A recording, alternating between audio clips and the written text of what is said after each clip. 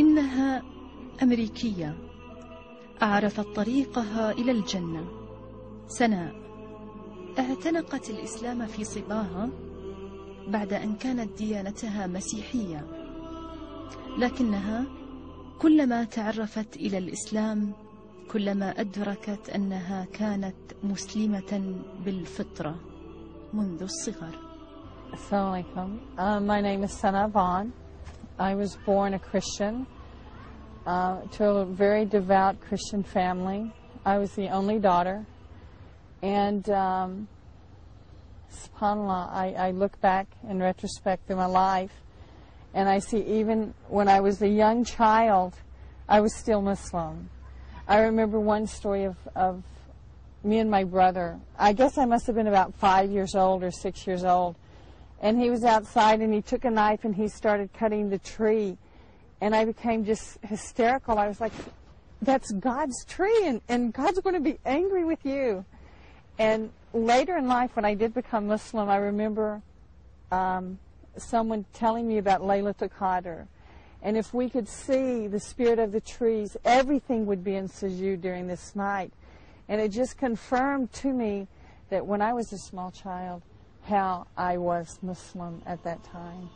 علمت ضيفتنا دائما بوجود إله، وتضرعت له أن يرشدها للطريق الحق، وأيقنت بثقة أنه لن يخذلها. We've always been devout Christians in the family, practicing Christianity. Every time the church was open, we were at the church. Our mother raised us in the church. And being Southern Baptist people raise their children knowing the Bible, knowing about the religion, and practicing the religion. And that's how we were raised. Whenever I look back, we had, never missed church service unless there was just definitely illness in the family. And knowing that, that was our place in life and the rules in following our life. Whenever I was younger, I don't know that I always knew there was a God, and I always knew that one day we would be back in front of God. However that was, I don't really know that I questioned it. I always realized that there was a God. And we've had, I think that for me, my first steps, the first time I ever saw a Muslim, well, I had seen Muslims before, but I never thought about them. I had finished my bachelor's degree and had transferred to a different university to do my master's. And my first day of school, I heard something outside the window. And whenever I got up and walked to the window to see what was happening, there was a man outside, and he started making the adhan for prayer. And I sat and I watched him. It was in January.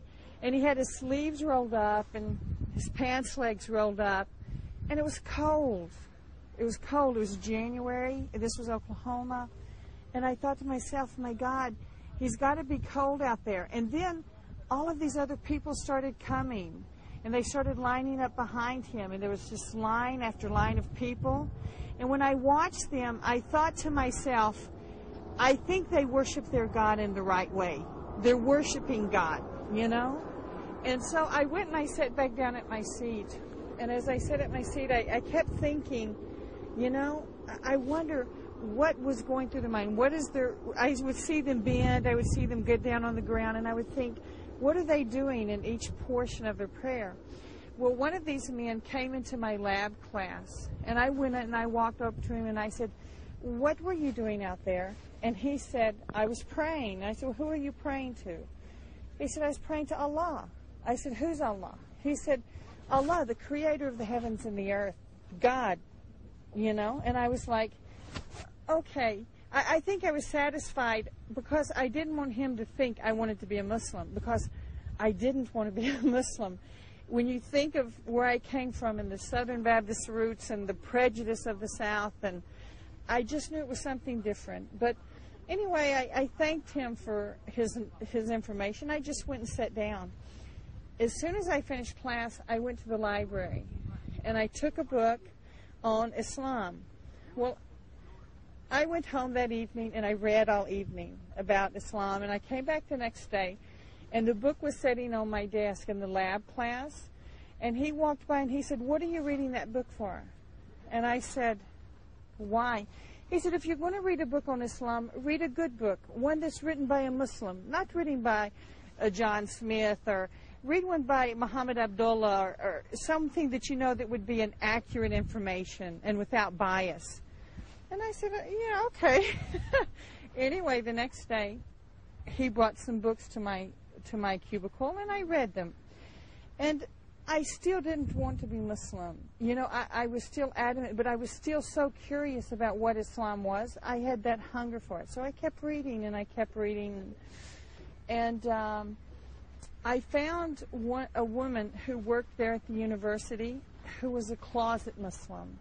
She had accepted Islam, but because her husband was Christian, he would not allow her to practice Islam. He would beat her, actually, if he caught her praying. But when she found out I was learning about Islam, she started bringing me books, accurate books on Islam. And so me and her became good friends. Her name was Carol. And we became good friends. And I found out she lived just around the street from me. So we started walking every day after school, and we would talk about Islam. And the more I read about Islam, the more I realized I was already Muslim. I still did not want to become Muslim because I still had the Christian concept of belief is enough. If I just believe something, it's going to be enough for me. I don't have to practice it. I don't have to do whatever. But, of course, the more you learn about Islam, the more you realize that you are responsible for your actions. And actually, one of my friends was Catholic, and she's one of my roommates. And so she was going to fast Lent, which is a 40-day period of fasting for Roman Catholics. But their fasting is completely different. They don't give up food or they don't give up drink. They give up like one thing that they really love. Like to some people it's smoking. They don't smoke for a month. To some people it's a piece of chocolate. So, you know. But so anyway, during that time I said, okay, I'll give up Diet Coke. I'll fast with you the Diet Coke thing. But I was still looking into Islam. And I think it was during that period of time I became more spiritual, and I really was looking for the roots to Islam. And I remember late one evening, I had been studying for my finals exam, and I had been studying and studying. I had stacks and stacks of books that I needed to know that information. And so I was just, we call it cramming, where I just would just read and read and read. But about 1 o'clock that night, I realized I didn't comprehend anything because my heart is thinking about Islam, And that night, I said, okay, if I just go to bed and I try to get a good night's sleep, I know this, and I'll do good on my test. But when I went and I laid in my bed, I couldn't sleep. My conviction, my heart was thinking about Islam. How can I do it? What will I do? And subhanAllah, I made a little prayer. I just said, oh God, please give me some peace in my heart. This is overwhelming me. Please just give me some peace in my heart. And nothing happened. So I got on my knees by my bed. And I said, I just poured my heart. I said, God, show me the way to Jannah. I want to go to heaven. I make the promise now, if you show me the way to Jannah, if it's Christianity, I'll be a good Christian. If it's Islam, I'll be a good Muslim. Tonight I make the promise of making my commitment to you. And subhanAllah, I got into bed and I fell fast asleep. It's like I felt the peace come in my heart. I went to sleep. I woke up very early and I went to the school to take my exam. On the